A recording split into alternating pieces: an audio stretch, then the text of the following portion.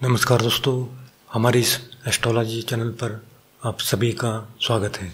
आज हम देखेंगे क्या हो सकता है M6 gold, silver, natural gas और क्रूड ऑयल में 27 मार्च 2023 से 31 मार्च 2023 तक।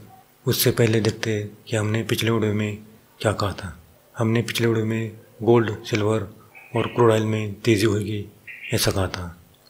हमने जो टारगेट दिए थे वो आते हुए दिखाई देते हैं और मेंथा ऑयल, लेड में और जिंक में गिरावट होगी ऐसा कहा था, वो भी सही होता हुआ दिखाई देता है। ये आप हमारे पिछली वीक की वीडियो में जाकर देख सकते हो। तो दोस्तों, आशा करता हूँ आपका इसका फ़ायदा मिला होगा। तो देखते हैं दोस्तों क्या हो सकता है अगले हफ्ते M6 गोल्ड, सिल्वर और नेचुरल गैस में नक्षत्र ज्योतिष के आधार पर। तो गोल्ड की प्राइस देखें तो 59,310 के पास अभी गोल्ड क्लोजिंग हुए। अगले हफ्ते 60,300 तक, यानी कि गोल्ड में तेज़ी होने की संभावना दिखाई देती है। और सिल्वर की क्लोजिंग 70,404 के पास आई है। अगले हफ्ते सिल्वर में तेज़ी होने की संभावना दिखाई देती है। अगले हफ्ते सिल्वर लगभग 71,500 तक जाने की संभावना दिखाई देती है। और नेचुरल गैस अभी 121 के पास दिखाई देता है।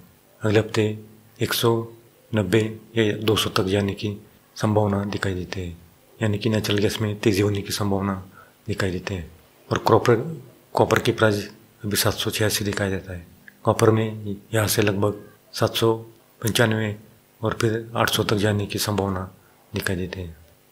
और क्रूड ऑयल की प्राइस देखें तो 5,730 तक क्लोजिंग आई है।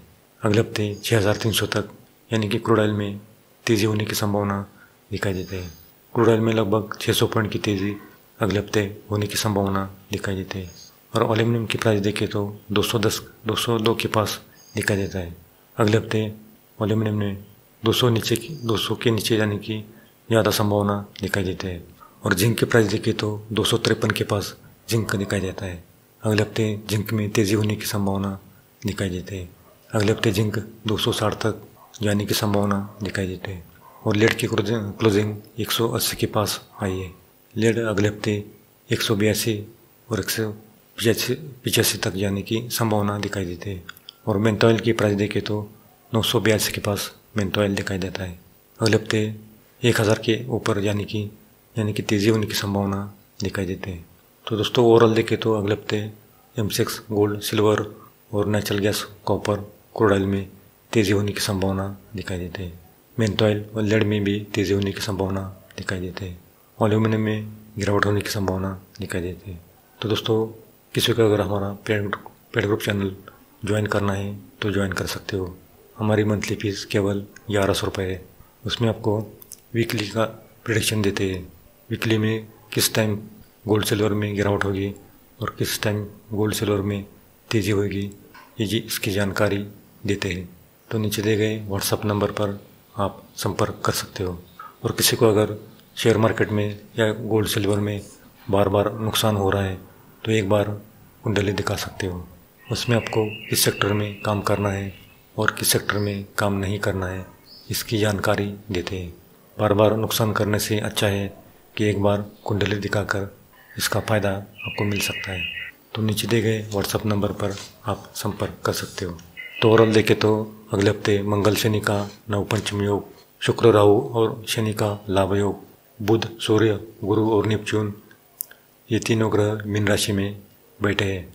तो अगले हफ्ते पिछले हफ्ते की तरह गोल्ड, सिल्वर और नेचुरल गैस में और क्रूड ऑयल में तेज़ी होने की संभावना दिखाई देती है।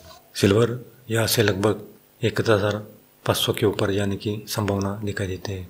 और गोल्ड 60,000 के ऊपर जाने की ज़्यादा संभावना दिखाई देती है।